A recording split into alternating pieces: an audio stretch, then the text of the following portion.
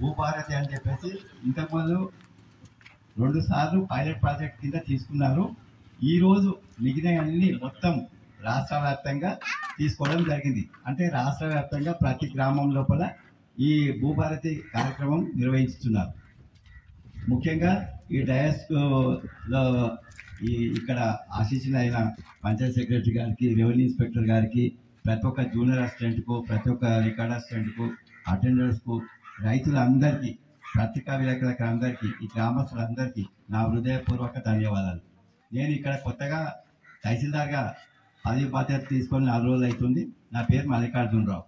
మీకు ఈరోజు మనము ఏం చేసినామంటే పంచాయత్ సెక్రటరీ గారు భూభారతి విషయం లోపల మీకు ఆల్రెడీ బీటప్ టమ్ చేయించడం జరిగింది.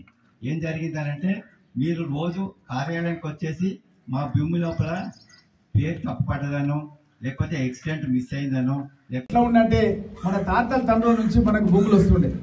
కానీ గత ప్రభుత్వం ఏం చేసినట్టే కొంతమంది అధికారులను పెట్టుకొని ఆ అధికారుల ద్వారా మన ఖాతాలు బ్లాక్ చేసేసి, అది మీకు తెలుసు, అది ఏమంటారు, అది ప్రొహిబిషన్, అది ఏమంటారు, అది ప్రొహిబిటెడ్. అవో లక్ష్మీనారాయణ బాగా తెలుసు, ఎందుకంటే అప్పుడు ఆయన గవర్నమెంట్ లో ఉండే కదా, ఆ వర్డ్స్ దగ్గర మనకి ఇంకా వస్తలేవు అనమాట. అవి అర్థమే కదా, ఎందుకంటే మనం ఎవరిని ప్రొహిబిట్ పెట్టాం, మనం అందరూ మన వాళ్ళే, అందరికీ చేస్తామని చెప్తాం. ఎందుకంటే రాజశేఖర రెడ్డి గారి శిశురం కాబట్టి ఎప్పటికీ మేము ఏం చేస్తామంటే సదా మీ సేవలో మీకు ఏం కావాలంటే అది ఇవ్వడానికి మేము ప్రయత్నం చేస్తామని. ప్రొహిబిషన్ అనేది మా నోట్లకెళ్ళి రాదన్నమాట. వాళ్ళు ప్రొహిబిషన్లో పెడుతుంది. ప్రొహిబిషన్ ఎవరు పెట్టాలి? మన తాతలు తండ్రులు మనకి ఇచ్చిన భూమిని ప్రభుత్వానికి ఏం హక్కు ఉంది మన భూమిని ప్రొహిబిషన్లో పెట్టడానికి?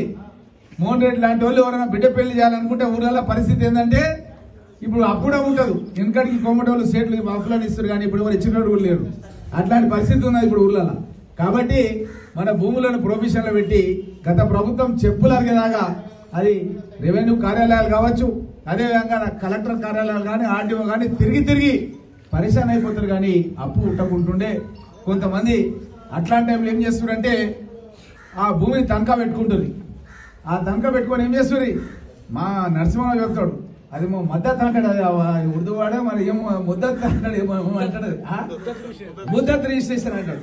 ముద్దత్ రిజిస్ట్రేషన్ అని అక్కడ కొడంగల్ ఉంటారు కొంతమంది, మహబూబ్నగర్లో కూడా కొంతమంది ఉంటారు. వాళ్ళు రిజిస్ట్రేషన్ చేసుకుంటారు. ఇక అది చేసుకున్నాక ఇక మనకు పైసలు ఉట్టకపోయే, పంట వండకపోయే, మన భూమి గోవింద పోతుంది కాదు, అంతే సంగతిగా మనం ఏమన్నీగా రాదుగా. అట్లాంటి పరిస్థితి ఉండే కాబట్టి ప్రయత్నం చేస్తున్నాం. అది దరఖాస్తు మాత్రం మీరు చేసుకోవచ్చు. అది వెకేట్ కాగానే ఆ నియమ నిబంధనలు కోర్టు ఏం చెప్తుందో చూసి దాని ప్రకారం మనం తప్పకుండా ఈ యొక్క విరాసత్ చేసే కార్యక్రమం అయితే సాదా బైనామా ఉంటుందో అది కూడా తప్పకుండా చేస్తామన్న విషయాన్ని కూడా మీకు అందరికి కూడా తెలియజేస్తూ, అదేవిధంగా ఎవరికైతే పెండింగ్ ఉన్నాయి, కొంతమందికి పాస్బుక్లు ఇవ్వలేదు, కొంతమంది చాలా రకంగా ఇబ్బందులు ఉన్నాయి, మీరందరూ కూడా ఇట్లాంటి అప్లికేషన్ ప్రింట్ చేసిన దాన్ని మన ముఖ్యమంత్రి రేవంత్ రెడ్డి గారు, పొంగులేటి శ్రీనివాస్ రెడ్డి గారు పల్లెకు పంపిస్తున్నాడు. పల్లెకు ఫామ్స్ ప్రింట్ చేసి పంపిస్తున్నాడు.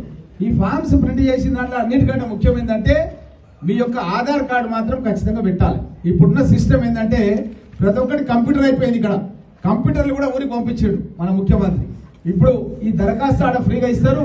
ఆ దరఖాస్తు తీసుకొని వీళ్ళకి ఇచ్చేస్తే ఇక్కడ హెల్ప్ డెస్క్ 1 ఇక్కడ స్వీకరణ తీసుకుంటారు, చేసేసి దీనికి రసీదు కూడా ఎవరెవరి దగ్గర రసీదు వాళ్ళు ఎవరైతే దరఖాస్తు చేసుకున్నారో వాళ్ళకు మన కిష్టయ్య రంగారెడ్డిపల్లికి దరఖాస్తు చేసుకుంటే ఆయన ఒకటి రసీదు ఇస్తారు. కిష్టయ్య రంగారెడ్డిపల్లి గన్నేడు మండలం అని ఆయనకు రసీదు ఇస్తారు. ఆ రసీదు ఇచ్చిన తర్వాత నిర్ణీత కాలం ఏది, 1 రోజులు 15 రోజులు టైం పెట్టుకుంటున్నారు. మొత్తం పిటిషన్లు ఏ గ్రామం నుంచి ఎన్ని వచ్చినాయి అన్నది మనోళ్ళు కంప్యూటర్లో కొట్టి కలెక్టర్కు అక్కడ ప్రభుత్వంలో ఉన్న CCLE ఆఫీస్కి వెళ్ళిపోతాయి. వాళ్ళు అక్కడ నుంచి రెగ్యులర్గా మానిటర్ చేస్తుంటారు. ఎన్ని అప్లికేషన్లు మీరు ఇచ్చారు ఇవ్వలేదు అనేది వీడియో కాన్ఫరెన్స్ ద్వారా వీళ్ళతో అధికారులతో మాట్లాడి వెంటనే మనకు పరిష్కారమై మన పాస్బుక్లు మనకు వచ్చే విధంగా కృషి చేస్తారన్న విషయాన్ని మీకు అందరు కూడా తెలియజేస్తూ, ఇది ప్రతిరోజు ఉదయం 9-10 గంటల నుంచి సాయంత్రం 4 గంటల వరకు ఉంటుంది. కాబట్టి మనం ఈ యొక్క సద్వినియోగం చేసుకోవాలి.